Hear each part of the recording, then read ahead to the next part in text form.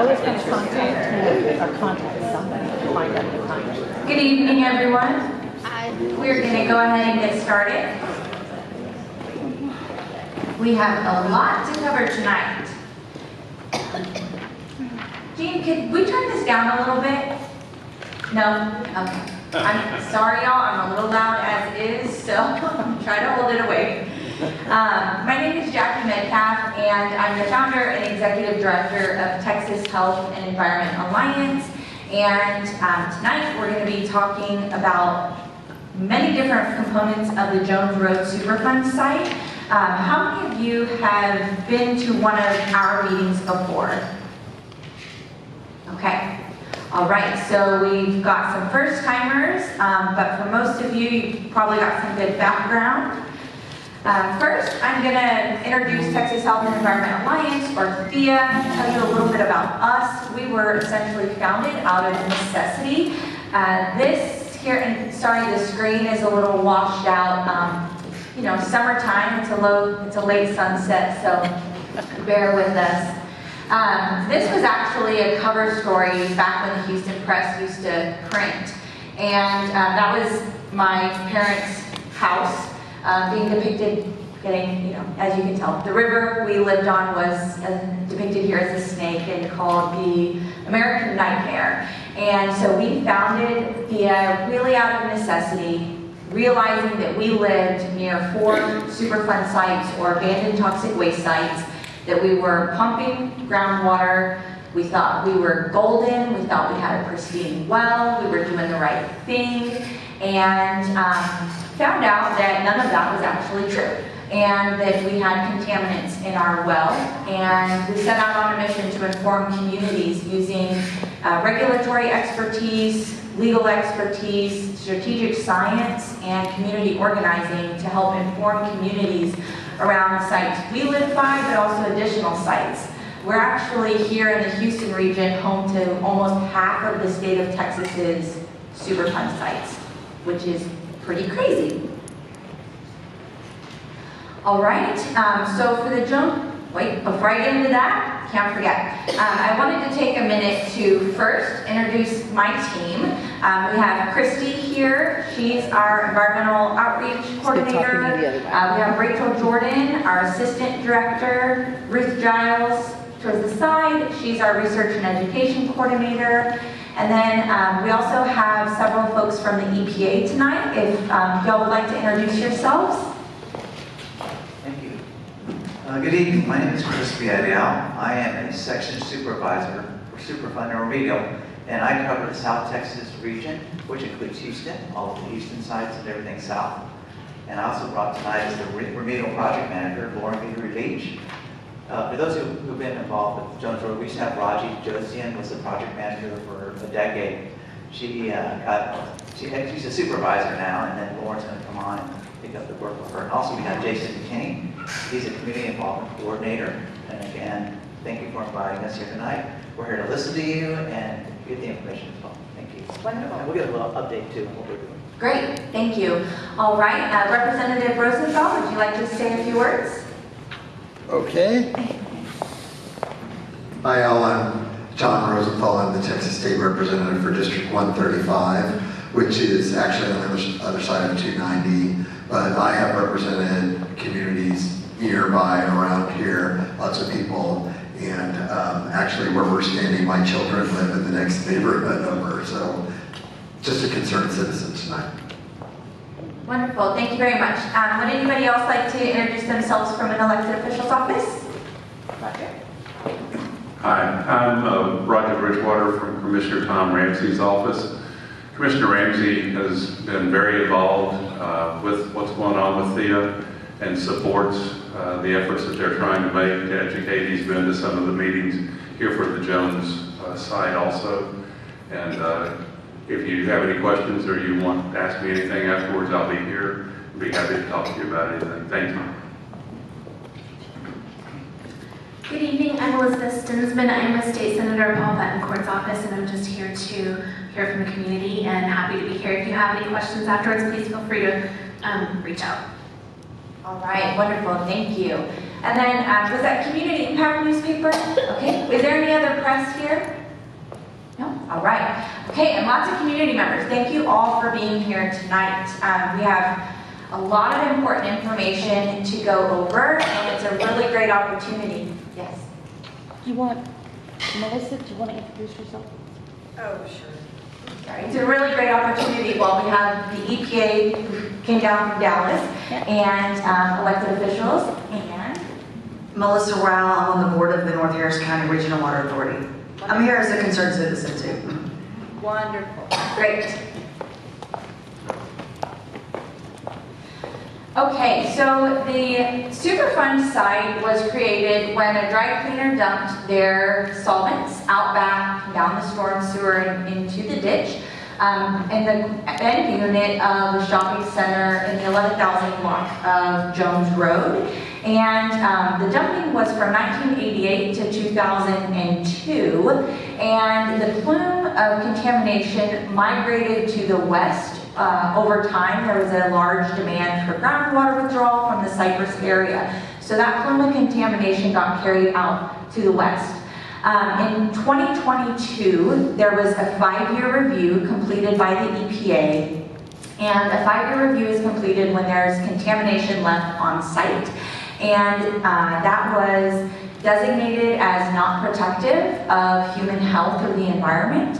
And only 5 sites out of all of the Superfund sites in the US were deemed not protective in 2022.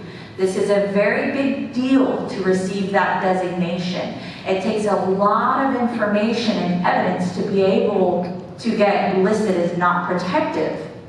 So the 2 ways that people could be exposed are through groundwater or vapor intrusion. And there are a lot of unknowns still today in those 2 areas. So just quickly going over a little bit more about the background here, I wanted to show you this infographic. It might be hard to see with the light, but essentially what this is showing is here's the source of contamination, and it's going underground. And then right here is where the contamination continues to be released from. And this is important to understand because tonight we're going to talk about source vapors, and this is the type of area we would be talking about in terms of source vapors, where that original dumping took place, but then is releasing contaminants to the deeper aquifer. And so then from there, you have this plume that's in the groundwater, but it can also release vapors up through the ground that can go into the air or into people's homes or buildings or structures that are above the ground if it's releasing through the subsurface. I'm going to go ahead and skip this slide because it's really hard to see, but just a timeline. The site was listed on the National Priority List in 2003, and in 2008 is when the first connections began to the water line. So there's currently infrastructure from White Oak Bend mud that is at the curb and throughout the area that is known to be above the plume of contamination in the neighborhood just west of Jones Road. So in our opinion, in Thea's opinion, from the thousands of pages of documents, thousands of pages of data from this Superfund site that we have reviewed, we have 3 main goals from this site. And I tried to say these as briefly as possible because there really is a lot to be said for each of these. So the first is remediate the source of toxins. Continuing to address and aggressively addressing that source area that can emit chemicals from where that original dumping took place.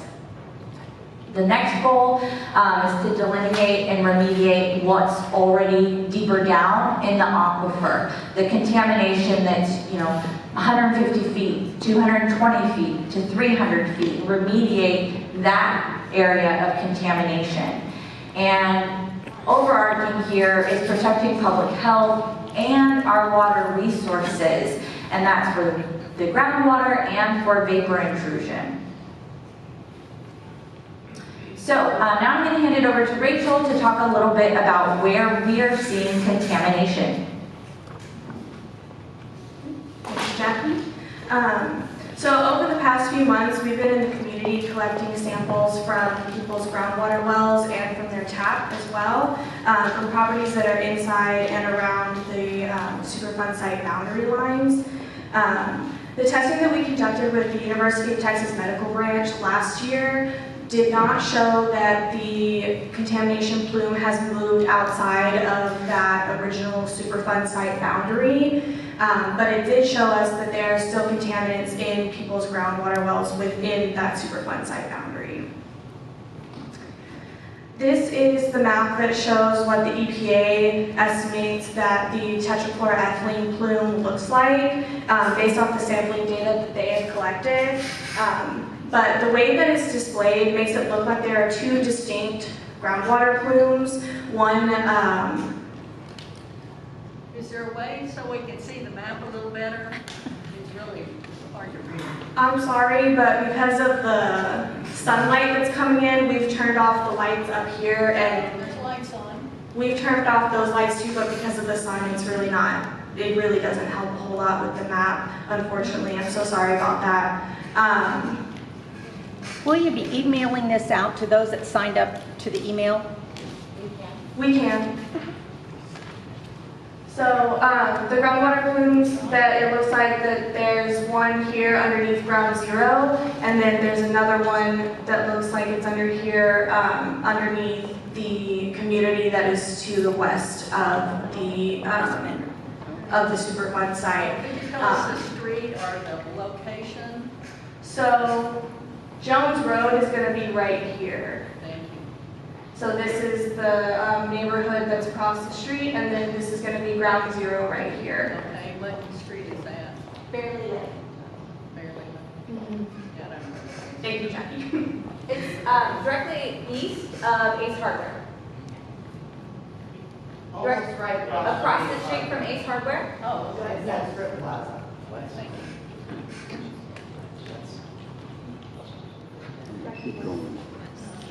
Well, the ground zero is east.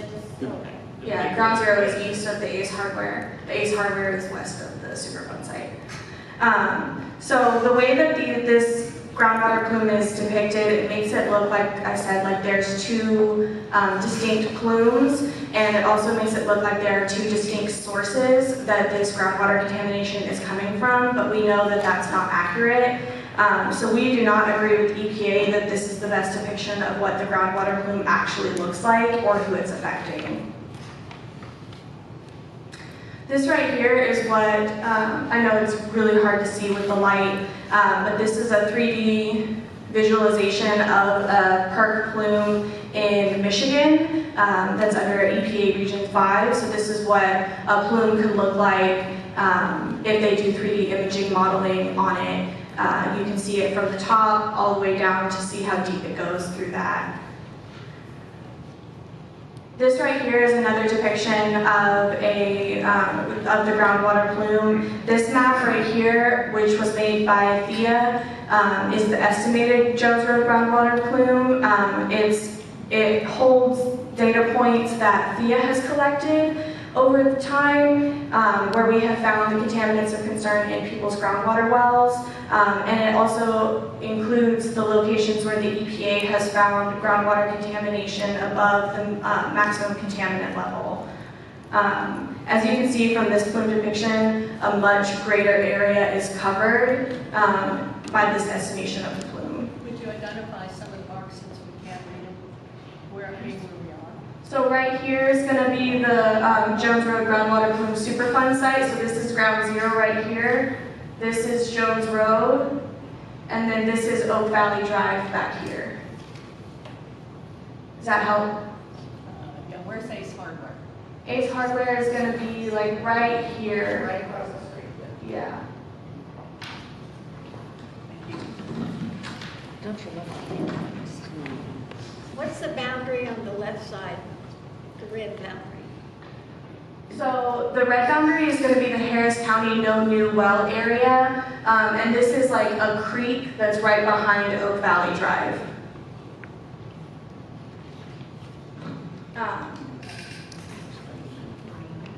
So the EPA and residents have told us that the agency's practice is to stop testing wells once they find the contamination is not higher than the maximum contaminant level. But MCL is a feasibility standard and not a health-based standard. The health-based standards or the health-based goals for these contaminants is actually 0, meaning that no level of exposure is safe. FEA believes it's important to continue testing all of the wells within the impacted area to keep track of the contamination as it's moving through the aquifer. We will continue to test wells within the Superfund site boundary where we have access to monitor this fluctuation.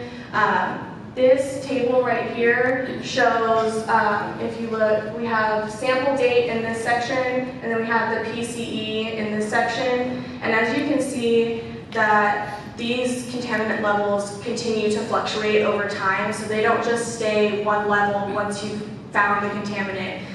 They continue to fluctuate over time. And so this makes it very important to continue doing testing, because we know that even if we don't find any of the contaminants of concern in somebody's well one time, we might find it the next. We've had this resident let us have these this data from the EPA that shows that fluctuation, and then from our own independent testing, we've also found another residential house that at one point was testing absolutely 0 for these contaminants of concern, but the most recent time that we tested them, we did find the contaminants of concern at low levels. So it's really important that we continue to do this testing. We are doing quarterly testing within the Superfund site boundary area, and we're going to continue doing that testing regardless of if the reading that we get drops below that maximum contaminant level as well. It's really important that residents with groundwater wells know what they could be potentially exposed to by remaining on their wells, so we want to make sure that they have the most up-to-date information available. Okay, how do we get the up-to-date information? So if you are within the Superfund site boundary line, we will do quarterly testing for you. You just have to sign up with us. We haven't heard that. We can get you signed up today. Contacting you. I'm sorry? I haven't been contacted. Okay, well, we can get you signed up today while we're here, and and we can make sure that we can get your well tested next time we come out and do the quarterly testing. And it's also, I'm very glad that you're here. Maybe you got one of our door hangers, or maybe you saw one of the yard signs promoting this meeting. So I'm very glad to see some new folks here. And it's great that the EPA is here, because they're actually the ones tasked with overseeing this project, getting the site cleaned up, and doing the community outreach. We're a nonprofit organization that has got involved in the site because we were asked by residents to get involved and help get this site cleaned up. We'll be happy to get with you further with any of you that are here. Okay, so now we're going to go into what's being done to remedy the Superfund site, and there is a long history, as you might have seen in all that text on that timeline. There's a long history there, but I'm really going to touch on the latest stuff that's gone on in efforts to clean up this site. So I mentioned earlier that White Oak Bend Mud is providing service lines and water to people within the drilling restricted and the restricted area. And so what you're seeing here on this map, here's the Superfund site, here's Bearley Lane, and then Jones Road is running here. And the parcels on this map in blue are parcels that have connected to White Oak Bend Mud. The parcels in orange are the ones that have not connected but do have private wells. And it's important to note that there are many other parcels here that are neither of the two. So, you know, I received a letter recently from the EPA that said, not from anyone who's here, but from the EPA saying that 51% of the people in this area have connected. And I don't agree with that because there's about a third, if you ask me, by looking at the parcels. You know, these are all residential properties. There's some businesses, especially when you get down here, but there are parcels that, you know, maybe the EPA years ago had reached out to when this was going on more intensely. They never heard back. But I would say that it's more like 1/3 of the households have connected. And again, what the different lines are, so you have the red line here that was set by Harris County that says no new wells can be drilled within this area. And then this dashed line, which I'm not sure how far back you can see this, the dashed line is set by the drillers, the licensing and regulation department for drillers, that there's a restriction there. Okay, so in situ bioremediation took place in 2010 and then again in 2023. And what that is there's microbes or compounds that are sent underground to help break up the chemical concentrations. And there was testing that took place to assess if that was effective or not. And so sampling took place in December of 2023, and then more recently sampling took place in February of this year, but the data from those sampling events is not yet available, and that's, you know, it's EPA is the one doing that sampling, and so we're waiting on the data validation from the agency. But just to give you an idea here of where that took place, that's to address the shallower source areas. Is that right? The previous figure showed the source area, where the lease occurred. That's where we treated in situ bio and soil vapor extraction. So yes. Okay, and so I was told previously that's about 50 feet below ground surface and up. And so the bioremediation was injected into these 3 areas. If you've ever been to this shopping center here, directly across from Ace Hardware, you might have noticed there's been a lot of construction there over the years, but you might have noticed there are very distinct metal markers throughout the parking lot, and those were some of the injection sites to put down the compounds to break apart the chemicals. And that's that source area, right? This right here is where the dumping took place. And so they're going down and treating that original source area to prevent more chemicals from going into the aquifer. Would you point to the area again? You said where they're actually going in. These 3 areas here that are outlined in yellow. Thank you. Yeah, absolutely. And so the soil vapor extraction system was installed and began operating in 2019. It was expected to operate for 2 years when it was installed, but it's still operating today, and it's expected to continue running until September of 2025. The EPA says that it is being effective, but it needs to continue operating. So to the east, I'm going to go back a slide.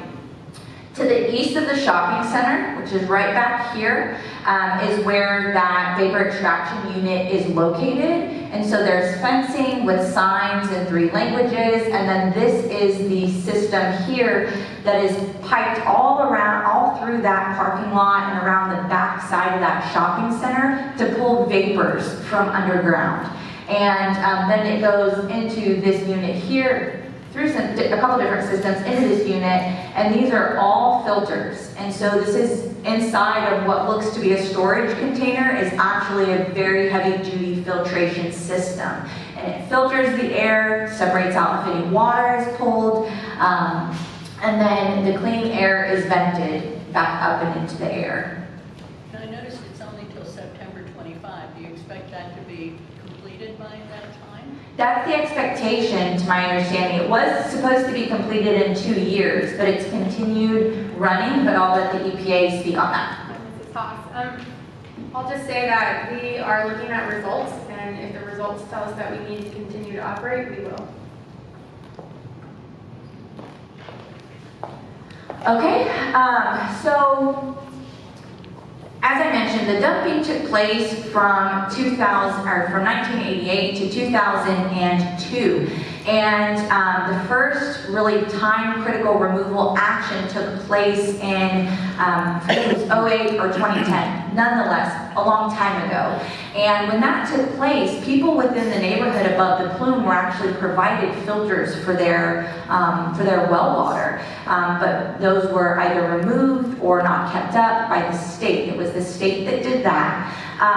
And here we are today, still going through, the lived experience and going through this remediation process, and people today still learning about this issue. And so, reducing the source of contamination, cleaning up the contaminated groundwater, and protecting people's health is truly moving at a snail's pace, but it doesn't have to. It doesn't have to. So there's a little bit of a pattern here that we pick up. And so for those of you who are not familiar with me or my team, my background is in environmental science and geology, and then every member of my team has a degree in biology or environmental science or environmental management. So also have board members who also have technical backgrounds. So we just pile through this information, and also am fortunate enough to consult with retired EPA people, one of which has been our greatest asset. He was in charge of a division in Washington, D.C. for about 15 years. And so we got a lot of really helpful information from somebody who has seen how this is done in other places around the country. One of our favorite things to do is to understand the EPA's policies, the laws, but also their practices. And so in 2013, there was a report first produced. It was amended a year later. But they produced a report with recommendations for this site. And so we went through and we were looking at that and seeing what was implemented and what wasn't, and why. And I'd say less than half of the recommendations were actually implemented. And then in 2017, there was the first 5-year review. And that's where, there's an extensive review done of the site, and it's actually then presented to Congress. And they were unable to determine if the site was protective of public health and the environment or not. And then coming back around for the next 5-year review in 2022, it was concluded that it's not protective. And so that's a very big deal, and the congressional briefing is accessible online, where it shows all of the sites across the nation that were presented, and only a handful received this designation. So with the retired EPA folks we're able to talk to, we say, how would you handle this? If you were still in charge, how would you handle this? And the consensus is, my team would have 6 months. Within 6 months, I would want action, right? If people are being exposed, you want action, 6 months.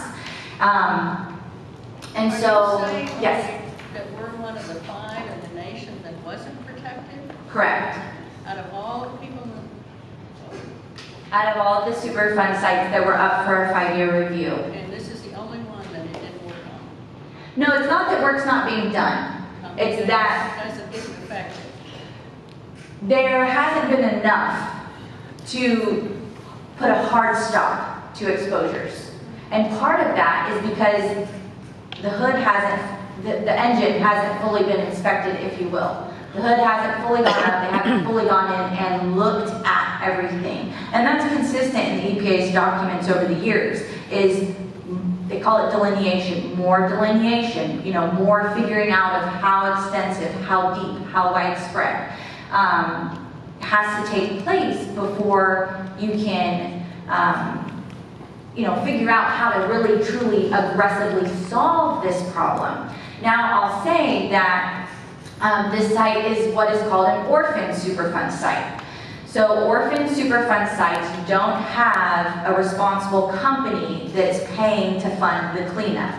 So the Superfund site I grew up by has two huge corporations that have more money than sense, and they pay for the cleanup as the EPA tells them to. You wind up with your own issues in that kind of situation. But this is a situation where it's tax dollars, it's EPA, it's government funding to clean this process up. So you wind up with your own unique sets of problems when you're dealing with an orphan Superfund site. So 5 in the nation. Just like, oh, we're special, they can't do it up here. So it was 5 out of how many more?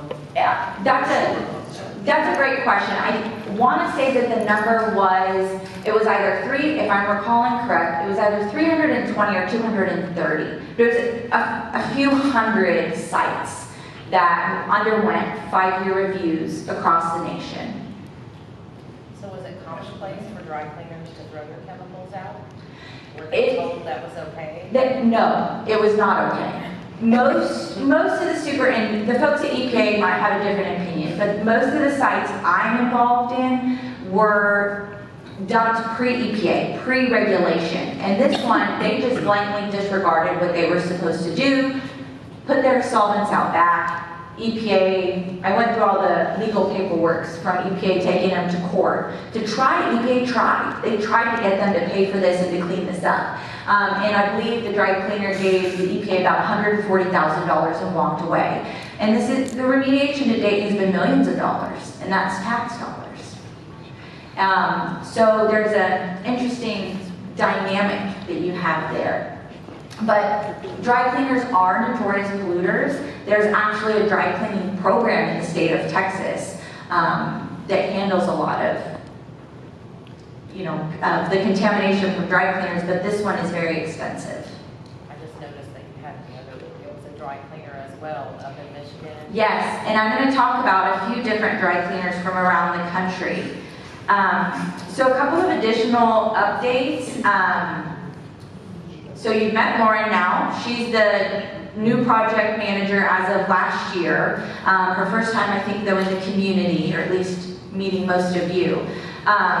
So the EPA, I'm going to let the EPA, when they give their updates here, because most of those are straight from them.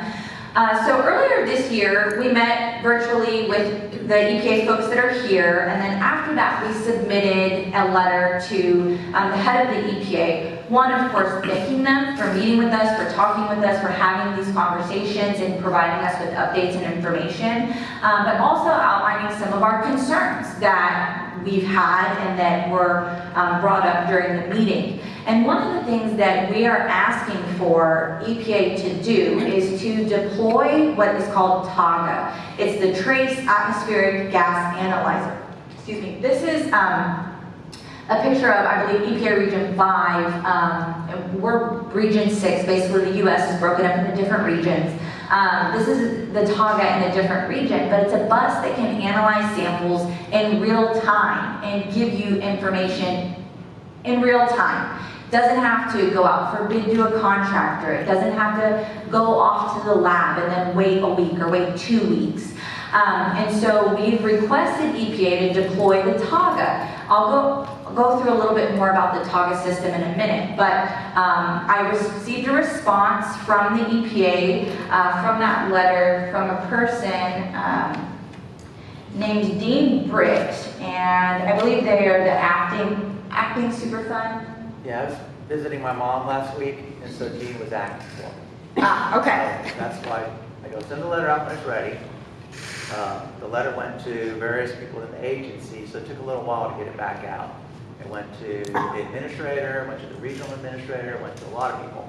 So thus, it really needed to be cleared to a lot of people before it could go out. But I was out last week visiting my mom, and I said, the letter's ready, send it out. And so that's the letter that she received last week. Great. Yes, thank you. And so we received the letter, and one of the sections was saying that, EPA Region 6 doesn't feel that TAGA is the appropriate use here referred me to a manual where they pointed out an 8-hour and a 24-hour sample would be best. And part of the problem here is that the EPA has had a hard time getting property owners in the neighborhood to allow them to come into their homes and test the water and test the air. However, most people who we come in contact with say that they haven't been contacted by the EPA. How many of you in here have been contacted by the EPA over time? We've been at our house 3 years and we've never heard from anybody. Okay, for 3 years you've lived there? Okay. Something needs to be done about that. We'll talk about community involvement here in a little while. And so part of the problem is that, yes, Jason? You asked how many lived within that first structures they showed, the water line structures, the no drilling. How many live within that? And Thank you. does she live in it, the one that was contacted? Does she live in that? I wasn't contacted. I said I wasn't contacted. Oh, you weren't? Okay. Yeah. Thank you. So, the EPA since 2022 only received authorization from 2 homeowners to test the vapors inside of their homes. So we're not getting a really good representation of what's out there. And if we don't know what's out there, you can't fully fix it. And so if you do live within the plume area, I urge you to please, work with the EPA so that we can find out how extensive this is, because you might not have a taste to your water or an odor in your air, but there could be harmful chemicals in the environment that you're exposed to every single day. And over a lifetime, even low levels can cause adverse health effects. So this is one of the residents that they have sampled the indoor air at a person's home. And so this was from 2022, and this is perchloroethylene. This is that original product that was dumped. And then the different chemicals it breaks down into over time, ending at vinyl chloride. And so right here, it shows you PCE and going down. And it's showing very, very low levels. But it was there. And there's 2 issues with that. One, 2022, 20 years after the dumping stopped. What's been there over time? What's going to be there in the future? We don't know. And the other issue is that, I should do a blank, sorry. There were 2 issues with that, but one of them is that it was, it's been, or that it happened many years ago. We're still finding the vapors today, and that they're very low levels, so it's not above an action level. But these types of chlorinated chemicals, when they're in our air, they can come from other, this was the second problem, they can come from other things. So let's say someone was, had just brought home dry cleaning, and they took out the bag. Well, that can put some of these compounds into the air. Certain cleaning products, if someone's cleaning a gun, certain degreasers and products that people use in and around their homes can also emit, which is again another reason why we need TAGA to go into the community, because the best way to figure out if this stuff is consistently throughout the community is to test underneath the slab of the home. And the TAGA can speciate and it can determine where what it's finding came from. And it's really important to be able to know, is this a degreaser? Is this from their dry cleaning? Or is this coming up from that plume underground? So back to the TAGA. Love the TAGA. Yes? Thank you very much.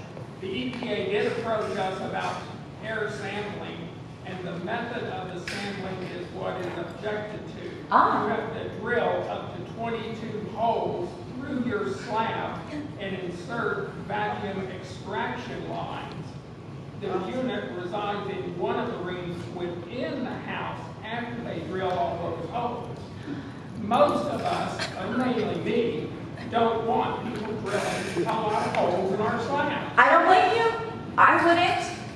I wouldn't, especially if you were concerned about vapors, because then you might be opening up a pathway, right? But there's other ways, and so I'm not sure exactly, how long ago was that? Twice. Once in this past year before January, after January of this year, when they changed the local administrator. And approximately 2.5 to 3 years prior to that same process, they didn't want to go in under the slab from the exterior.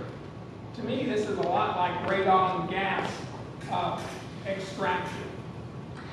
Yes, so the Taga has an arm, they call it the sniffer, and it goes under the slab. It's a hose, and it goes under the slab, and it pulls gases, air, vapor, pulls that into the unit and analyzes it. So to the best of my knowledge, there's no drilling when the sniffer comes to your home. So I really appreciate you bringing up that point, because we have not yet heard that the method was a problem for anyone, or that was something that might have been discussed. So thank you for bringing that up. So I mentioned that we're going to talk about a couple different areas just really briefly. So the Del Fasco Forge site in Grand Prairie, Texas is an example of where the Taga was deployed. So Region 6, our region here, they tested rapidly over 500 off-site properties. This is a piece of equipment that can come in and be deployed to test many, many places quickly. So as I mentioned, the environmental response team uses the Taga. I'm sorry, I should have wrote this on here. This is all the EPA's, these are not my words. These are not my original words on this slide.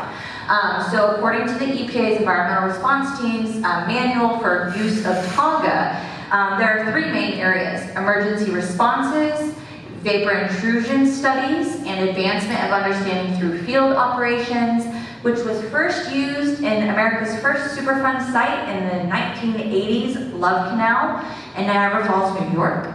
And then urban air toxics program studies. For this portion, it's actually been deployed right here in Port Arthur and the Houston Ship Channel areas. And so part of the use of Taga depends on the availability of the units, because they do get used for environmental response. So particularly after a disaster, Tagas typically get sent to specific areas to do real-time testing after a storm or releases, something of that nature. And then in EPA Region 8, the Billings Perk Superfund site, which is the same contaminant as this site, this one is in Montana. So I only printed a couple of copies, but I actually have a copy of and I literally received this like an hour before the meeting, so I won't be precious, it's not like super fancy. I literally just printed it out as it was. This is what was mailed out to people around this Superfund site in Montana. And I wanted to read this to you because this is what they were actually able to do in early 2023 with their Taga. They screened up to 200 structures and uses a 300-foot tube and onboard instrumentation to analyze indoor air and map the results in real time. And so this community actually, under EPA process, has a map. This is an ArcGIS map where in real time, they can go to this and see if they are within the plume area that's being mapped by the Taga. I like science, if you can tell. I get excited about this stuff. This is pretty cool, and I really wish that it could be implemented here. So I hope that all of you will ask the EPA for this. The next topic we're going to get into is not technical. It's on community outreach. So EPA, do you want to give any updates before we get into community, or do you want to wait till the end? Okay, we'll wait then.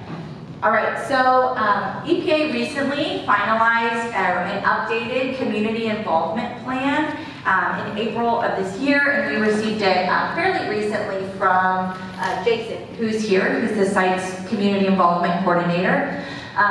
This slide is from the EPA, and so I really like the way they lay this out in their slide of why involve the community. Well, one, it's the law. Under Superfund law, community involvement is required. Community involvement plans are required. And there are certain things under the law that are granted to communities.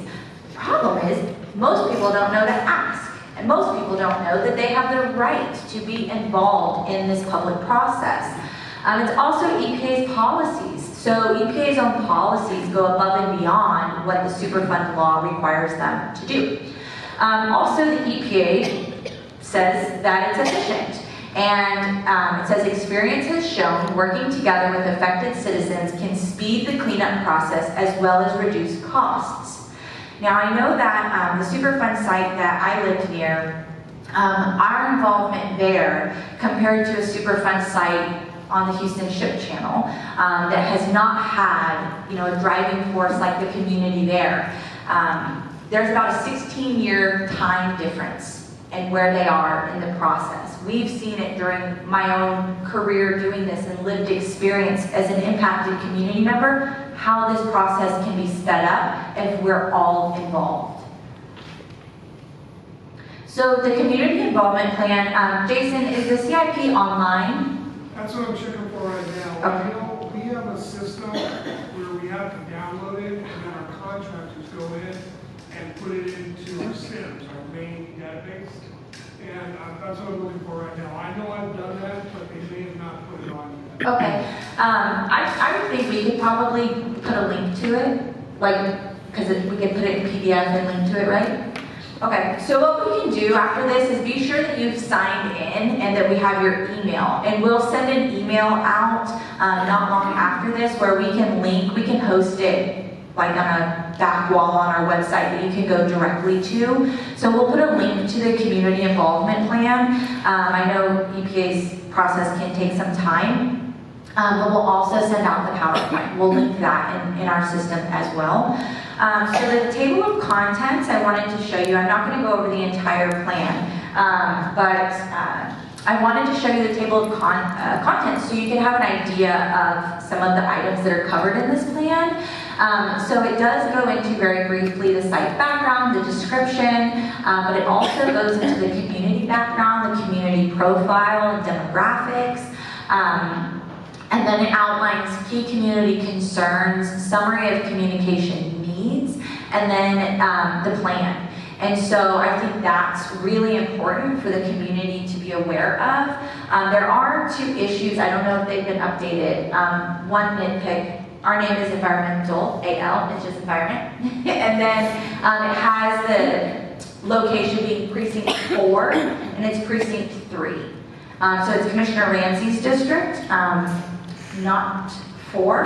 But some of the items that it goes over, it talks about including students and teachers and local schools in this process and engaging them throughout the cleanup process, which I agree is very important. And then also holding public meetings and even setting up a community advisory group, which is, I think, something that would be needed here as they're looking at doing remediation and some studies in the future.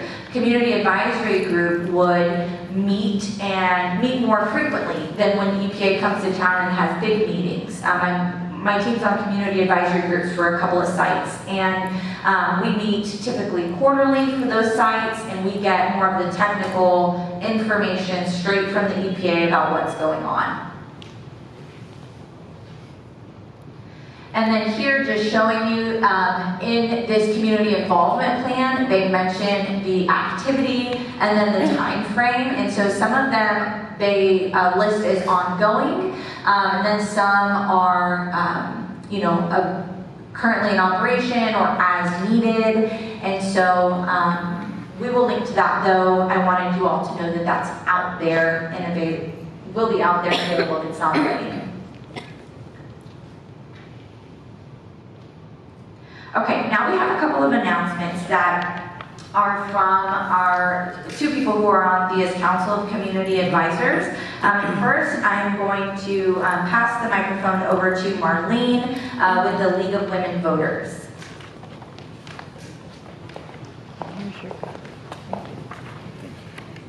Good evening. I'm going to turn you up. It's going to come through the speakers on the Okay. table, not Thank you. We got involved in 2017, I believe.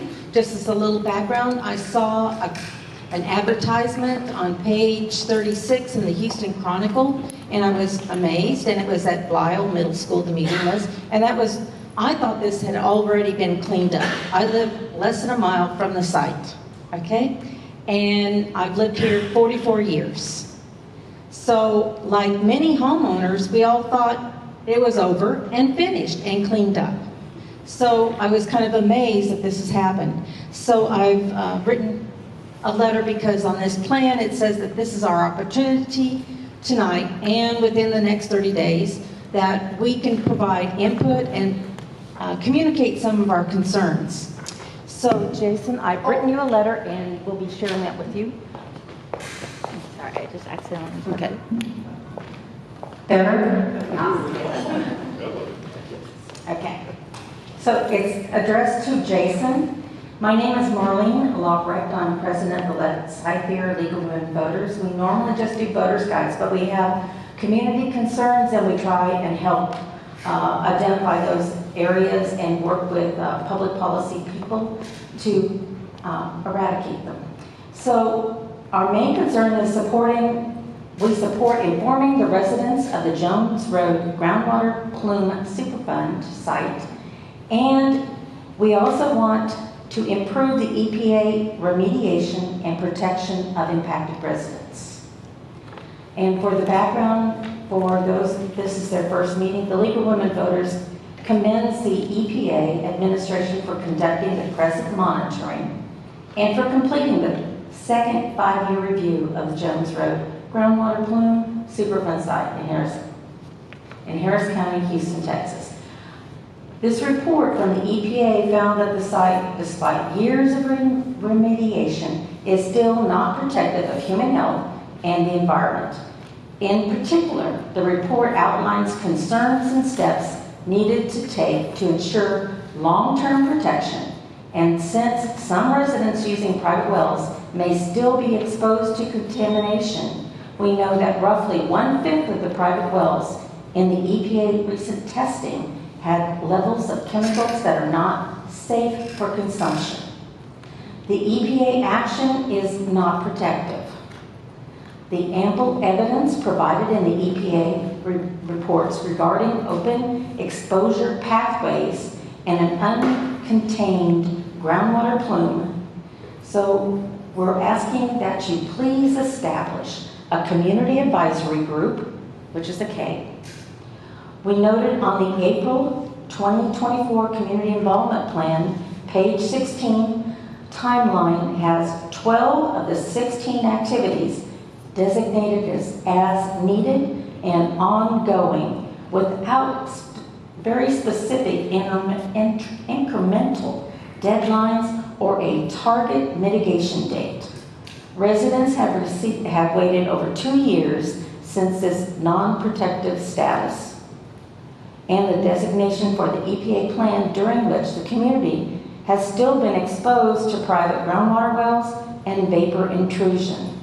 This standard directly affects the health, safety, and well-being of our local Cypress children and residents living within the same zone for 24 hours a day. So it's not going away. The League of Women Voters of Cypress has reviewed the report and supports the EPA actively and immediately implementing changes. Specifically, we support the following items: full public disclosure of the pollution data, incentives to accelerate pollution control, vigorous enforcement mechanisms, including sanctions for state and localities that do not comply with federal standards, and substantial fines for non-compliance. Measures to reduce water pollution from direct point source discharges and from indirect point sources. Stringent controls to protect the quality of current and potential drinking water supplies, including protection of watersheds for surface supplies and groundwater. The concern over cost is not more significant than the concern for water quality and safety of our site care residents and/or employees working in the area. As you're fully aware, numerous health studies have shown the impact of contaminated water and vapors on humans. A healthy environment is the foundation of a prosperous and sustainable community. We urge the EPA to provide full local resident disclosure and signage to the diverse community, to identify the compounds in quarterly testing, and to protect the residents with whole house carbon filtration systems or full connection to the White Oak Bend mud. This site desperately needs your immediate attention, immediate action, and a long-term solution. And we really want things to happen during my lifetime. This has been going on too long. Very good. Very good. Thank you. Very good. Thank you. And my son's lifetime ended early. Yes, okay, so now we have a couple of remarks and community observations from Pamela Bonta. Hi, I'm Pamela Bonta. I'm a environmental activist, and I have been boots on the ground around Superfund sites for over 10 years now, going on 15 years. I actually lived in the middle of 5 Superfund sites where I discovered a whole lot of stuff. So when I was deciding to move, I looked at this area and it said, oh, there's a Superfund site, but it's been remediated. So I thought, well, I'd rather move north rather than east. So I said, it's remediated. So I moved here and I started noticing a lot of sick people in Kroger and other stores. And I thought, oh no. So I started knocking doors, knocking shops, finding a lot of people with cancer, animals, children, grandparents, parents. One man I met walking through off 5 Mile Drive, his father died, his son died, and his wife died. And he said, I just walk every day. So those are kinds of stories that I meet when I'm out there walking on the streets. One thing that I wanted to share with you, I just recently did a study with UTMB where they questioned me about what's important to the community. What kind of questions do you get? And I said, well, it's pretty interesting. Me personally, when I knew I lived by a Superfund site, now I live about a mile away from one, was health. How is my health? Start listening to your bodies, ringing ears, hurting veins, toenails that won't heal. The weirdest things, listen to what your body's telling you. Look up associations with the chemicals, trichloroethylene, tetrachloroethylene, PERC, vinyl chloride. See what that associates with maybe some of the things you guys have. So when they asked me that, I said, you know, it's really profound what the community, the questions that they ask. Number one question, what about my property value? And I can tell you, honestly, from living this for the last 20 years of my life, my house in Highlands has skyrocketed. Property value went up. The guy who bought it died in 2 years from the chemicals that were coming into my home. My family has cancer. So be aware, but property values to me is not the most important thing, because when you get cancer and you can't work anymore, what good is, and you can't pay your mortgage, what are you going to do then? The number one thing should be, I'm worried about my health, my animals, my family. All that other stuff doesn't matter if you're dead. If you get cancer and you die, it doesn't matter. So please, stay engaged with us. We're bringing you current, correct information, and we don't do this just for the heck of it. So please listen to what Jackie Metcalf has to say. And the other thing that I wanted to broach was we put out signs in the neighborhood, and in this particular area, our signs keep getting ripped up. With that being said, we are a nonprofit. It costs us a lot of money for these signs. We're just doing good things in the community. We're testing water for free. We're trying to help you guys get to the bottom of it. It's not going to ruin your property value. When people drive in that neighborhood and they see that sign, trust me, your property value, I live a mile from the site, my house went up. I'm sure all your property values have gone up despite this Superfund site. So that's not a problem, I'm just telling you. And that's really all that I wanted to say, so thank you. Thank you.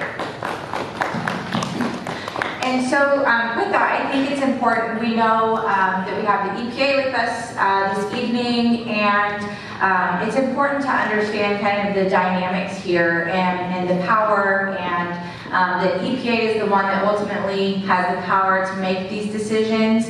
But what I've found from experience is it's the people power that gets it there. It's the community, it's the officials, it's everybody weighing in and being a part of this process to get to the best resolutions. This QR code here, there's a few things you can do to help us help you. Health survey, we do collect health data. There was a study done by Texas Department of State Health Services that looked at childhood leukemia just north of the site. And the rates were about 2 times the state average. And so we're asking the state to do an updated study, but to look at the area exactly above the plume, around the shopping center, to look at more than just childhood leukemia. We meet people in the community who have very specific types of cancer that they're dealing with or have lost loved ones to. So we feel that that study needs to be expanded, but if we don't know the cancer is out there, they're not going to study it. So that QR code can take you there. We also have some hard copies here. It's confidential. If you live within the plume area and you would like to have Thea test your water, we will add you to our next round of quarterly testing. And so please, if you're within the area, we would be happy to test your well. And also we have a petition here today that we will submit to the EPA. If you would please sign the petition if you support it. My team is going to pass that around. And the petition language is, we, the undersigned, ask the Environmental Protection Agency to take immediate action and implement the time-critical removal action to stop and prevent harmful exposures to the local community. With open exposure pathways, the agency must take steps to protect the residents from contamination at the Jones Road Groundwater Plume Superfund site. Exhaustive public outreach is essential to inform current and future residents about the Superfund site. When I say time-critical removal actions, what is that? What does that look like? It doesn't necessarily mean something's removed. A time-critical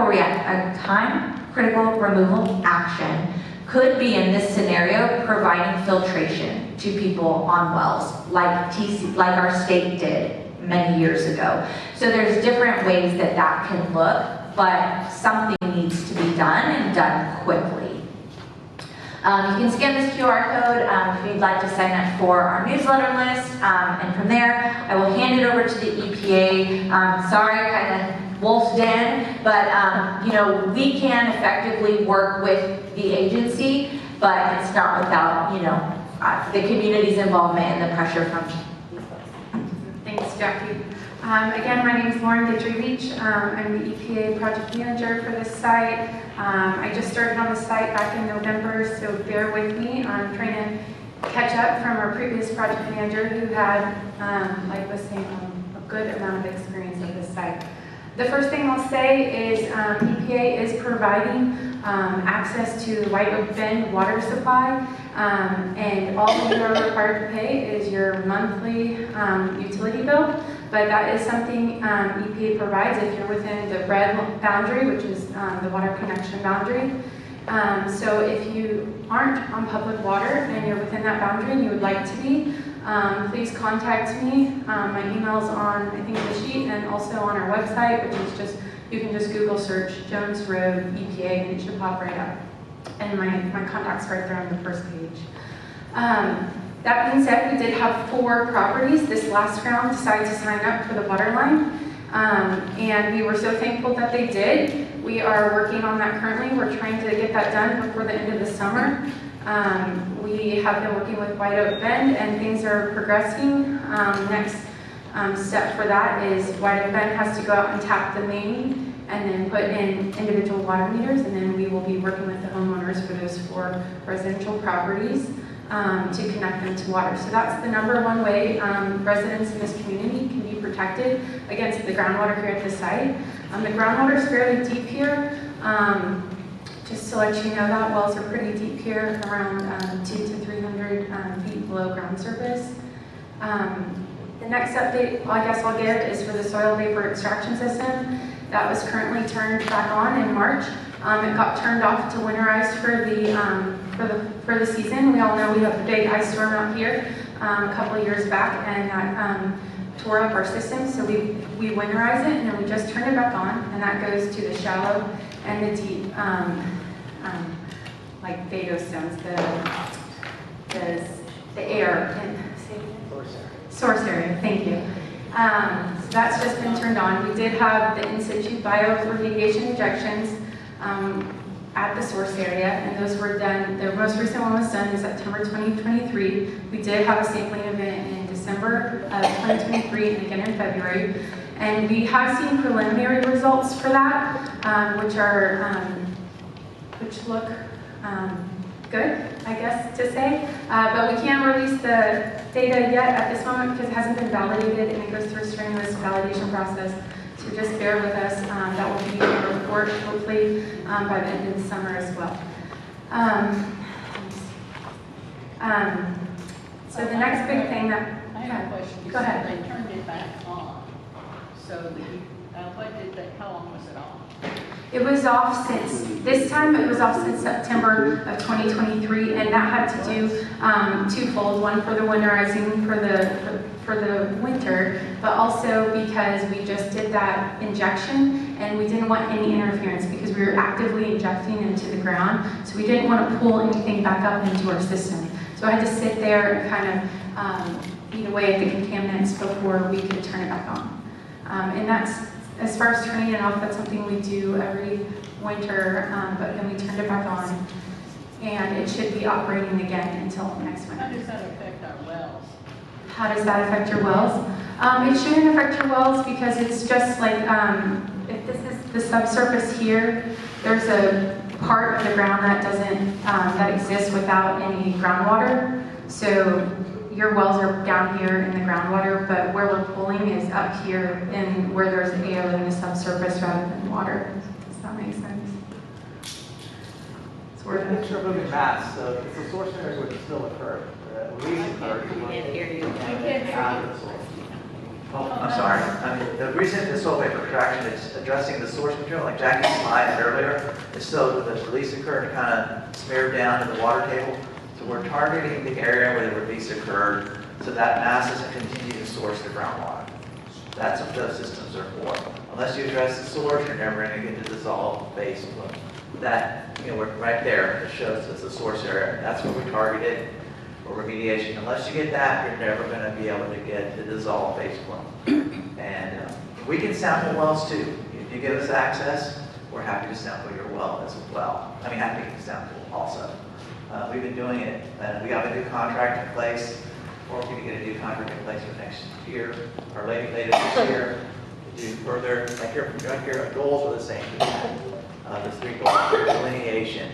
So we're really doing a high characterization delineation of the groundwater plan for next year. It's estimated at like $2.5 million worth of work. It's a lot of work, but we do need access. We need access to property, put in wells. In regards to the togging unit, one reason the togging unit's good, you can use it to, a lot of the foundations out here are slab on grade. You can go under a house and disappear and beam and take a sample underneath. One of the things we do with collect air samples, we want it to be representative of an exposure duration.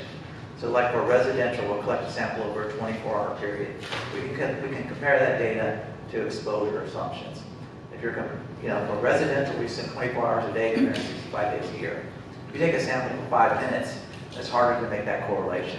So it's important for us to be able to collect data over an extended period of time.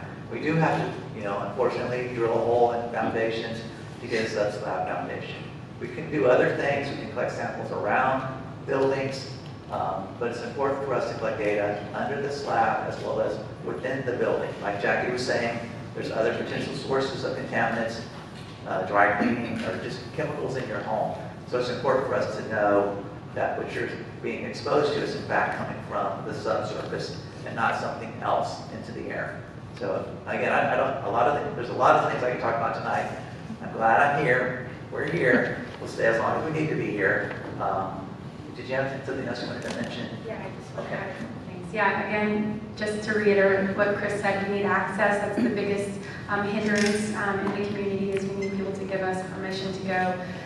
Even though we are the government, we cannot force our way in. We need your permission. And I guess the next thing I'll say, again, Chris mentioned this, but we are working on a big new contract. And I just wanted to point on a fact in the slide about the 3D visualization that is in this new contract. We will be looking at groundwater. We've also planned for a lot of soil vapor testing, indoor air testing, subslab testing. Like there's a lot of investigation happening on this. But again, all that requires access from the community. So. That 5-year review that, oh, go ahead, Ashley. Sorry, go ahead. Who's that contract with? We don't know. That's currently in the process. We submitted that package in March, and we're hoping to get it awarded by early fall. But we haven't gotten to that stage of the contracting yet. It takes about 6 to 9 months to get a contract in place for that. The second question is, do you test for the bioremediation chemicals that you have put in? Yeah, that's something that they test for when they do that sampling in December and February. And we did do this ISB injection in 2016 and again in 2018, and it was shown to reduce the source area by 97%. Okay, that's not what I'm talking about. Yes, it reduces the source area, but is it tested to see how much of those chemicals that they put in come out or stay in the ground? Oh, okay. Thank you. So those chemicals, they don't pull them out. They stay in the ground. That's a great question. Chris, do you know the answer to that? I might have to look that up. And generally, it's like a carbon source. You change the condition of the environment, the aquifer, so that it facilitates the production of bacteria that's already present in the environment, and it helps break down the contaminants. Sometimes you have to remove the oxygen. They could go anaerobic to get the degradation of fluorinated compounds. So we add that, and we have a lot of information on that. We have a website. We put all our documents on it. We have the 5-year review document on it. The main reason that we designated that the site is not protected is what Jackie was saying. We don't know that every resident in this area, water's not impacted. We don't have access to sample every well in this area. We're happy to sample anybody's well if they want to, we'll do it. But we don't know for sure. We can't say for sure that every property in this area, because we don't have access to every property in this area, well is not impacted. Where we do have access, where we have collected data, we had 4 wells that exceeded the drinking water standard, the MCL. It's the federal drinking water standard. It's based on the water that comes out of your tap. Anyway, I can talk about a lot of things, okay, and I can stay as long as you want. And we're not going anywhere. It's not done We're with here. your question. I'm sorry, did you have a question? Ma'am, go ahead. So when I talked to the people that were actually putting it in, they said, yes, it can have a detrimental to the environment because of the carbon, because of all going on. And I can go on with that if you want me to, but are you testing the impact of taking care of it? This is why we have between the EPA and us, I mean, I think the why we're not getting access to test people's well is because, oh yes, you test for one thing, you put more devastating stuff in it, and then we don't know because you're not testing for it. And all that information is exactly as what we put in the ground is available. Yes. It's generally a carbon source. I know, sir. But I think that the suggestion of a CAG is a great idea. That just facilitates the communication between the EPA and the community, and we're happy to facilitate that. And that's all good. So I'm happy to do that, and Jason will follow up on the CAG. But I think, again, more communication is always better. I think one of the concerns is if I put a filter system on my house or on my well, hypothetically, okay, and my next door neighbor, and we are living in the red line zone and the diagonal, the dotted line zones, if my neighbor does not and pumps up, if we have access periodically, if this plume moves, and they're bringing it up, and most of the area has septic systems. So you've got leach fields in their yards. So bringing up contaminated water, leach fields, I may have protection, but when my neighbor is doing it and emitting these fumes, how protective is it to me? That's a good question. There's a lot of information. I have people like to make an assessment of that. Obviously, leach fields are a problem when people have private wells because they can contaminate your water supply. I don't have answers to all these questions, but we're happy to take questions.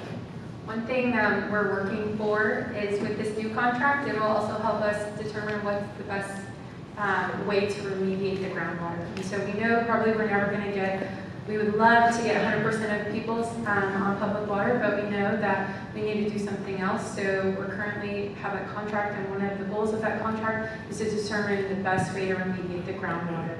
And so that'll come from that. And then we will implement that. We'll do a remedial design and then a remedial action to implement that. And hopefully the goal is to clean up the groundwater. I'm going to follow up on that really quickly. Just to elaborate a little bit more, your question, Marlene, is something we commonly see in our communities that have wells and have septic systems. And so, maybe in this contract, you all can look at if you aren't testing in the leach fields for these contaminants. I haven't heard the concern being that they're going to get the bacteria from their septic in their well, which I know that can be a thing, but more so of if we have contaminants in our water supply and then it's spraying out over the yard, are there going to be contaminants or residual there?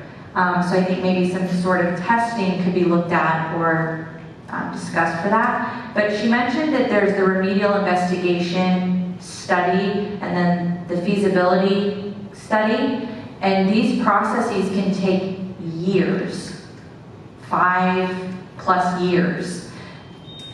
Right now, someone could be bathing their child in these chemicals, and very well might be. Like right now, the community needs resolution, whether everyone knows it or not. And so now that those of you know, being proactive, and this map here shows you how the heavier pump well can change the flow of groundwater on a local scale. And so until the wells are no longer in use, the plume cannot be 100% stabilized and addressed. The problem is only going to keep going on to some extent. So something quick needs to be done to protect people now, but also there needs to be a long-term solution. Yes, I'm going to go to the woman right. Oh, yes. I just wanted to know, I live in Tower, huh? Closer. Closer, okay, I don't want to scare everybody. I live in Tower Oak, so I'm out of the lines. But in the last couple of days, my whole entire subdivision has got your signs everywhere. And plus, I did have my water vapor tested the last time y'all did it. So, first of all, why am I here? I don't know, because if I'm not within those lines, then I don't count. However, I'm about a block away. Okay. Well, the lines are not definitive of where the contamination is. Sorry if you feel that we have wasted your time. Let me pull up this map. So you're north of the red line, correct? West, okay. So, you know, the plume originally moved west, and so it's been found very close to that boundary there, though we did test beyond and we did not find the contamination. To my knowledge, there were 3 signs put out in Tower Oaks, and I think that it's important for people to be involved that live around the area just as well, because there's also a vapor issue here. And if vapors are coming up and you're in the direction of the prevailing wind, you could be receiving exposure. Or if you have a well and you're pulling, we can't confidently say from one moment to the next what's in your well. Well, I know, but you're talking about getting tested and things. Who do I call to get tested if I'm out of the line? Do I go and get it? Do I pay to have testing? I don't know even who to call to pay to test. Sure. So with regards to testing, I'm not sure if the EPA would be willing to test beyond the line. Historically, they have not tested beyond the line, which is why we have. And we will continue doing our quarterly testing, though we will shrink in and more specifically pick our points geographically. For example, we tested 2 households in a row that are well beyond the line. Well, we can test one of them moving forward, you know, and so we'll continue to strengthen our strategy as we find things or we don't find things in the area. The testing for these types of contaminants is fairly inexpensive though. You can do it for under $100. So if anyone's interested in doing their own, I'm happy to talk further about that. Yes, ma'am. Hi there, Melissa Rao here. I want to thank Thea for all your hard work, and I'd like to thank the EPA for being here. But when Marlene was reading her letter, only one of the 3 of you was giving her any attention. I hope the other 2 of you were taking notes, because like I said, only one of you is giving her attention. I have 3 questions, so something you can answer another time or get back to. So can you put that flow chart back up too? I'll be referencing one of that. My 3 questions are, 1, are you assisting White Oak Mud with the cost? 2, what tools or equipment do you need, will be needed to do an extensive review? Because as we heard, y'all looked under the hood, but you haven't done an extensive review. So I'm wondering what else do you think is needed? And then 3, speaking of the flow projection, no, the other one. About flow projection, I am in Harris County Freshwater District 61, which is right next to Tower Oaks. And the one where it shows how there is the strong, you know, when there's a well and it pumps the water up strongly, and then the plume moves towards the strength of where it's pumped. And that one. So I've watched this on, there's a YouTube channel, an engineering guy that I've subscribed to, and he has a good view of when there's a strong, when it's pumped strongly like that, it goes towards the water, it goes towards it. And so I'm afraid that plume could be coming towards us, towards Eldridge. And so I'm wondering, so that's my 3rd thing, about this flow projection. What, you know, are you going to be concerned with Harris County Freshwater District 61? So Thank you. We do have some copies here of how groundwater flows and some links that you can link up to show you stuff. So feel free to take this off the table if you need to know how it's flowing. And I just wanted to add, yeah, Mud 61, didn't you guys get a bigger, stronger well to pull? Yes. So yes, so that'll definitely pull the water that way. So maybe you don't have something in your water, you know, last month or last year, but if there's a big entity pulling your way, then it's very possible it could be pulling that perc and that vinyl chloride your way. Go ahead. Hi, we were listening, I promise I was taking notes, and we were visually looking at the letter that we had. We do appreciate the concerns from the community, so thank you for bringing those. As far as the White Oak Bend Mud, we are paying all of the deposits, basically everything to start it up. The only thing that the homeowner is responsible is for their monthly utility bill, their usage bill. And taxes, they receive a tax statement also. Sorry? At the end of the year, annually, we pay a mud tax. A mud tax, okay. You have, you don't pay a mud tax. Yeah. You do not pay a mud tax, okay. Because we're not doing sewer. just 61. I know I pay mud Not in White tax. Oak, They don't pay any tax. I'm not sure, but I can ask Dwight. You are Dwight. Okay, thank you. And what other equipment might be needed to do more extensive review? Yes, are you referring to the Taga bus? I was unsure. Okay. Yes, or anything else? Anything else? I guess I'll first say is that the contract we're putting into place does include an extensive review, even reviewing previous documents and what's been done. In 2014, we did have an optimization review that kind of helped lead EPA on what is going to be the most effective for a site, and that was first and foremost to address the source area, which is what we did with the ISP injections and MSP extraction system.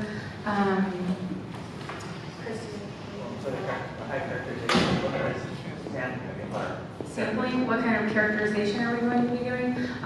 We planned for semi-annual sampling for both the groundwater and for indoor air, subslab, and outdoor air. We also incorporated soil gas sampling into this new contract.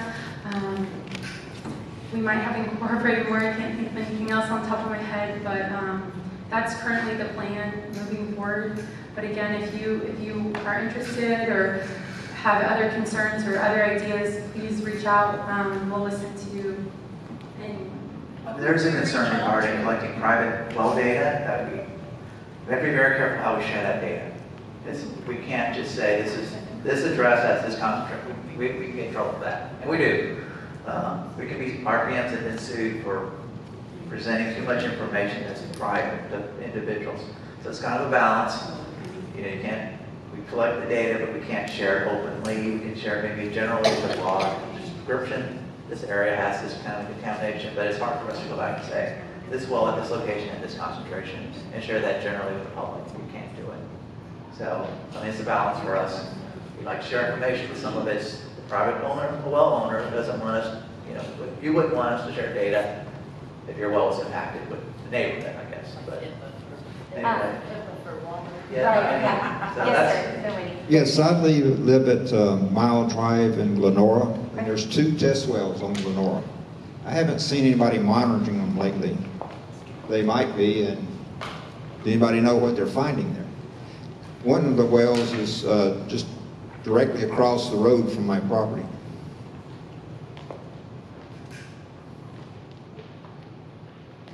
Just outside that red line there. Is it this one? It's the one. No, it's on the west side, about where you're pointing at. Okay. Are you still monitoring those wells? I will check with their data, and I'll check in our data and then also with our contractor who does our current semi-annual sampling to see when the last time they've been up there and if we can get back up there. Okay. There's one on the north end of Glenora, and there's another one on the south end. So.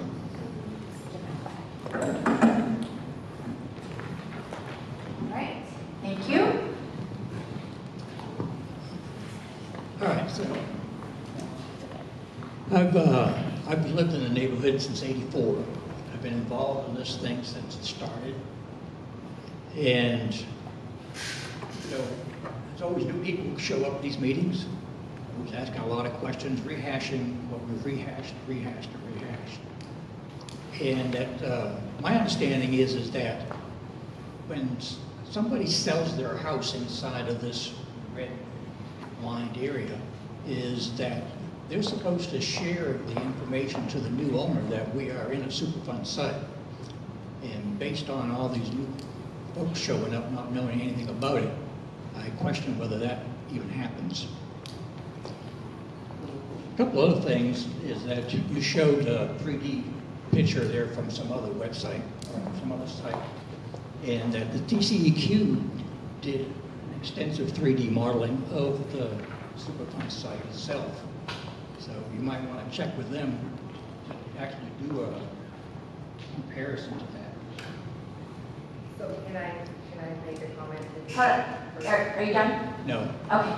Let me finish.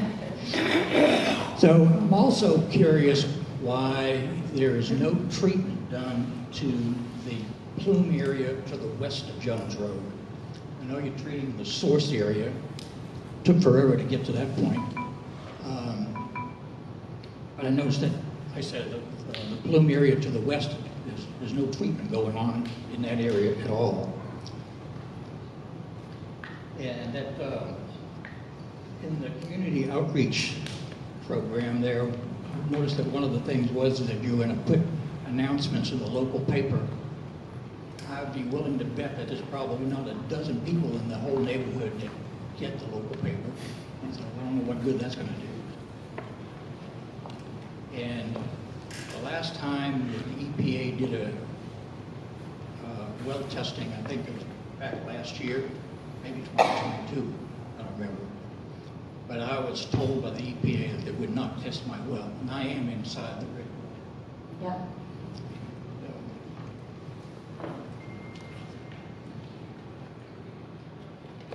Yeah, thank you. And you know, seeing the fluctuation in the data, and you know, we've tested in our own testing, we've observed a well test out okay, and then a few months later have the contamination in it. And so it fluctuates, we know this, and standard procedures at these sites, from my understanding from the people I consult with, is not to stop testing, it's to keep testing. You were told that by the last remedial project manager. So maybe now our new remedial project manager can talk to you about testing your well. I really don't agree with what you were told. Yes? So as far as having to disclose what's up with your property, there are no laws in place that hold you accountable and say, you've got to tell the bank, you've got to tell the real estate, you've got to tell the people. When I went to sell my ranch, I told the mortgage company, the real estate, anybody and everybody, I put signs on my fence that my land and my water is contaminated. Nobody cared. Nobody wanted to hear it. I walked away from my ranch. I severed the well. I let them foreclose on it because in my conscience, I knew whoever bought my property was that toxic would die. Nobody cared. The man who bought my house died in 2 years of cancer. So institutional controls and deed restrictions should be in place at this site, but they're not. In the 2017 5-year review, the EPA gave themselves a milestone date of 2020 to have institutional controls and deed restrictions in place, which could look like anywhere in there, someone coming in new and purchasing would be told, this is in a Superfund site boundary, or this is above a plume from a Superfund site, so that homeowners could be aware of what they were moving into. But that has not happened yet. I believe the new milestone date from the last one is, I think, 2026 for this to be done. When we met last, you mentioned the Army Corps, which kind of confused me. So could you update folks on this? Yeah, so we have an interagency agreement with the U.S. Army Corps of Engineers to help us implement these institutional controls, which will look like deed notices or restrictive covenants. But I will say with the caveat that we also have to work with the homeowner, and they have to agree to this as well. So that's just a note. But we are currently working on that, but it's in the works as well.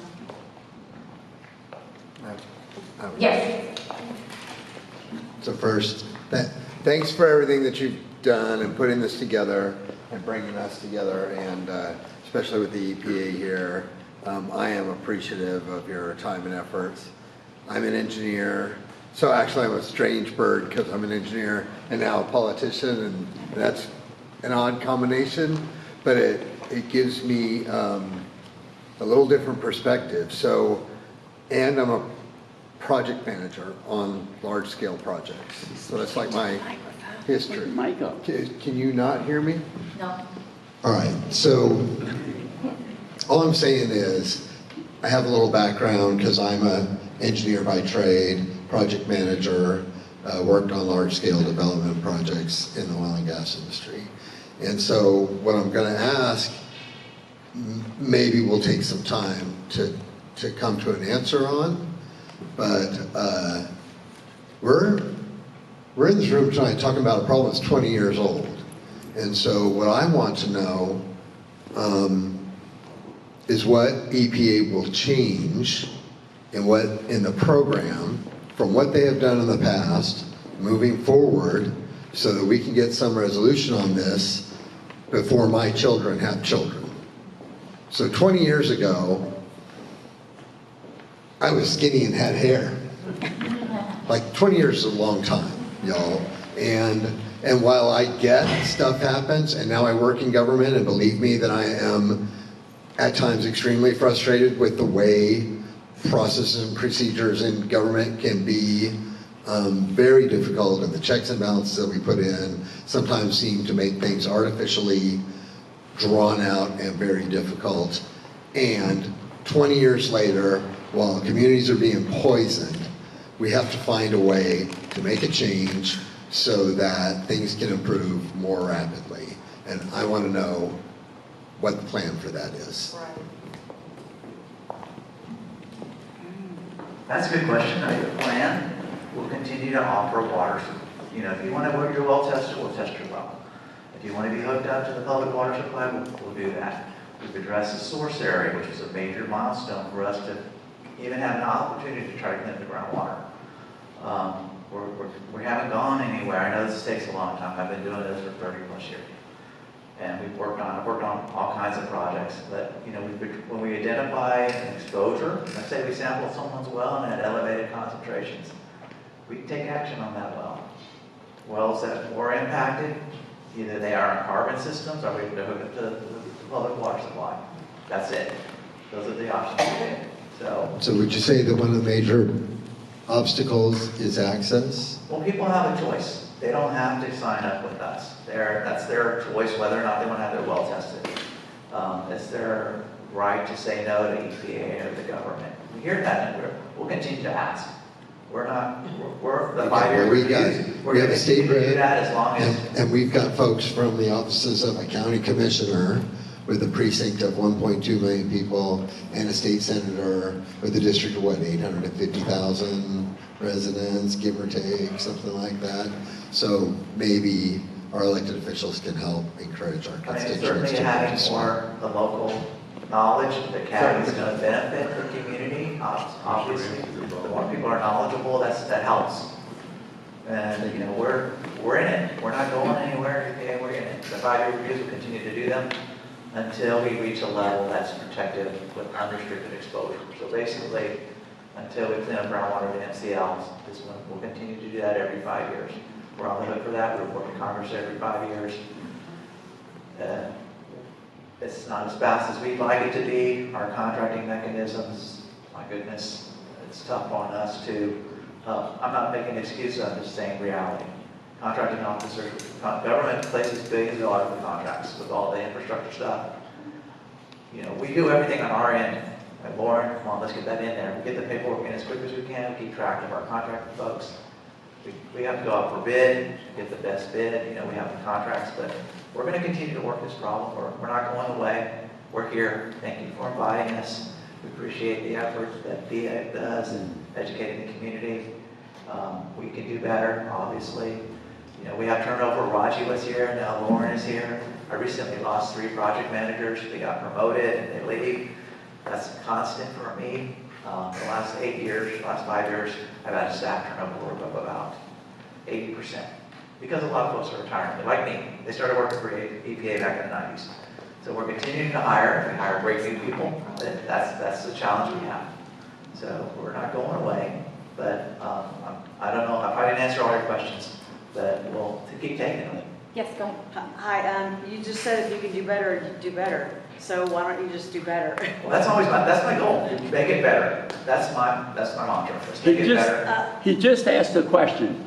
It's been going on for 20 years. What are you doing to clean it up? Let's clean it up. We've addressed the source area. We've addressed source. We've reduced source area mass by 97%. Where the release occurred, we've taken action to address. If you don't get the source, it's like cutting off the head of a snake. If you don't get the head, it's going to bite you. So we take care of the head, and now we're dealing with the dissolved base plume. Again, groundwater is hard to clean up. We're talking about parts per micrograms per liter, parts per billion. It's a hard number to hit. That number is a regulation based on water at the tap. If people's wells are impacted, we'll look up at the public water supply. We'll test your well, we'll test your vapor. And that's the thing, people want it to be on their well water. They didn't want to have to go on public And I water understand supply. that, because there's some large tracts of land, big, beautiful properties over there, and I can imagine they need a lot of water. So one of the, I guess, to hook up to the public water supply is a requirement that the well is removed. That's one of the local requirements.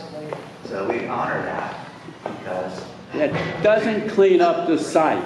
What are you doing to clean up the site? we cleaned up the vapor inside the building. We had vapor mitigation systems. We had in-situ bioremediation. We pulled mass out of the subsurface contamination that was in the ground. We pulled it out with soil vapor extraction, in-situ bioremediation. We put people up to public water supplies. Groundwater is tough to clean up, down to parts per billion. It just is. And hard to maybe get it out. it's job security to not clean it up. No. I'm kidding. It's a joke. It's a joke. So here's my comment. Y'all mentioned there's no laws in place to let the homeowners know when they buy and sell about the plume. The same goes for when you're paying those fees to the North Harris County Regional Water Authority. You have to let the homeowners know that you're in a mud district. You have to let them know you're an HOA and there's going to be HOA fees. You don't have to let them know that there's fees, required fees to the North Harris County Regional Water Authority for all of you that are paying those fees. So we need legislation to get that done. And same thing with this, we need legislation, so we need to work together. Maybe Thea, we can let everyone know. So to go to next session and say we need to let the new homeowners know about this plume. So like I said, same thing with the North Harris County Regional Water Authority fees. Thank you. Yes, there are a lot of moving parts here, and many different things that need to be addressed and different processes for those. Christina, did you want to say something? I think my question was partially answered. Okay. And she's with Representative Shaw's office. Yes. Hi, I'm here from the Office of State Representative Penny Shaw, and I'm trying to turn over a piece of paper here to find my question. Somebody asked what was being done, and the first two answers that were provided had to do with testing wells and hooking people up to areas where the water's cleaner. And so my question was going to be, besides moving people to cleaner water, what's being done to clean up this particular area? And that was partially answered, but maybe Thea can provide a better answer. Right, so we talked earlier about the sub-slab testing and the concept of drilling into the slab and how, I'm advocating for, Thea is advocating for the TAGA system to go. And from that, decisions can be made that are more rapid than the process that has been discussed with the EPA tonight. Because it's a long process, what they're talking about. It'll get there, it'll get things done, but in time. And so the TAGA would allow then different canisters or different types of equipment based on what they found to be readily deployed. And so the thing is I know there's some, mixed positions, opinions, locations where people are from here tonight. But what I will say is that, yes, the region makes decisions. Their boss, the head of the region, has a lot of authority to make decisions. But decisions also come directly to them from headquarters. And your voices matter in this. I have seen public engagement in the Superfund process move mountains. Communities who speak up and just say, we're here. We care about this. We're concerned. That can get stuff done. So thank you all for being here tonight. Thank you all for your time. We've kept you for almost 2 hours. I feel terrible you have been sitting that long, but thank you so much. This is important. And yes, one last question, Marlene, and then we'll go to individual conversations from there. The comments on corrections, you've evidently looked at prior 2020 redistricting information, because some of the elected officials are not accurate. You have 2 state senators. We're actually sitting in Molly Cook's district now, and across Jones Road is Paul Betancourt's. So most of the contamination for residential is in Paul Betancourt's district, but the ground zero is in Senator Molly Cook's district. You have representatives that are missing, and as they said, precinct 4 is no longer in that area. It is all precinct 3. The other comment that I have is, how much are you communicating with flood control? We flood, and when you've got groundwater contamination, we share it. Thank you. Yes. Actually, I don't even do that. I'm sorry, I'm the one that did that, CIP. My contractor is actually the one that did those. Because I had to go through the history and all the documents to do the front part of that, so I just gave her the easy part of getting the elected officials and, you know, stuff like that. I will correct those, and then we can make a change to that. That's not a problem. All right, thank you all for being here. Please talk to your neighbors, talk to your friends. We can all work together to get this done. Let's do it. Thank you all. Have a few spare copies of the letter if you're